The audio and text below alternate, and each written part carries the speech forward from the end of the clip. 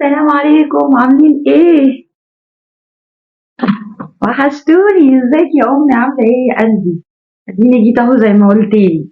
اهلا اهلا بالناس الحلوه اللي نوروا. كويس انك انت جيتي النهارده. دخلتك وبنتها جايين يقعدوا معانا شويه النهارده ودايما يسالوا عليكي والله. فيهم الخير. نفسهم يشوفوكي والله. ييه. عارفه لو كنت قلتيلي والله ما كنت جيت يا ماما. اخصى عليكي، مش كنت تقولي لي يا ماما؟ يا ريتني ما جيت. الله. ليه كده يا بنتي؟ ليه كده الناس على طول بيسألوا عليكي ووحشاهم نفسهم يشوفوكي؟ حرام عليكي كده. ده ايه ده؟ انا عمري في حياتي ما شفت كده. انت بتعملي ليه كده يا بنتي؟ خلاص بقى. لما يجوا لو سألت على الولد هقول لها نامي. وانت يا ماما اوعي تطلعيه. والله هزعل منك بقى.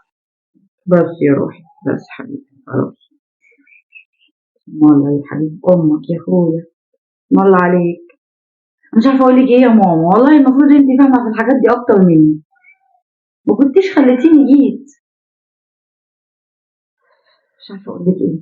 والله امرك عجيب. انا مش عارفه انت بتعملي ليه كده. انا غلطانه ان انا طلبت منك كتير. حقك عليا. مش عارفه ايه اللي بتعمليه ده. حرام عليكي، حرام عليكي اللي بتعمليه ده كده. اتقي الله. يا بنتي يا ماما مش عارفه انا بعمل كده ليه. واحده بقالها 7 سنين متجوزه وما خلفتش. وانا يا دوبك اتجوزت ربنا كرمني. اخاف يا اختي تحسدني ولا تحسدني ولا يحصل لنا حاجه من ورا ده كله. انا مش عارفه يا ماما انت مش ليه زي الامهات كده وتخافي عليا وتخافي على ابني وانت اللي تقولي له تنصحيني. انا مش عارفه اقول لك ايه بصراحه. ربنا يسامحك. انا كنت قاعده في البيت والله ومريحه نفسي. انا مش عارفه انت ايه اللي خلاكي بعتي لي وقلتي لي تعالي. مش عارفه اقول لك ايه والله. اسمعي بقى الكلام. انا زي ما قلت لك هنيمه. وما تيجي قولي لها ما نايم. حتى لو عيط هخش ارضعه جوه واقعد بيه جوه. وياكي تقولي لها خش. حرام عليكي يا ماما. حرام عليكي يا بنتي. الخلفة دي رزق لا بإيدك ولا بإيديها. ده ربنا هو اللي بيدي كل واحد. الخلفة دي رزق. واحمدي ربنا إن ربنا رزقك باللي حرم منه غيرك.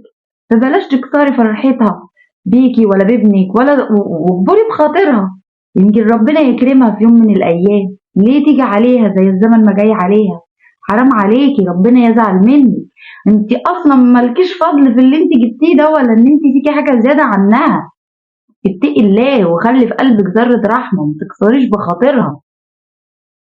دي مهما كان لحمك ودمك وحتى لو مش لحمك ودمك وانت في ايدك ايه جبت لنفسك وهي ما جابتش لنفسها. دي كلها اسم وارزاق بتاعت ربنا. اتقي الله يا شيخة. ربنا يخلولك ويبارك لك فيه طول ما انت باصه لربنا وعارفه ان ربنا هو اللي بيدي وهو اللي بيعطي وهو اللي بياخد. ربنا هيبارك لك فيه ويخليهولك. لكن التصرفي بالتصرف ده اكيد ربنا هيأذيكي بيبعد عنه يعني كل شر. بس حرام عليكي. هي بايدها ايه؟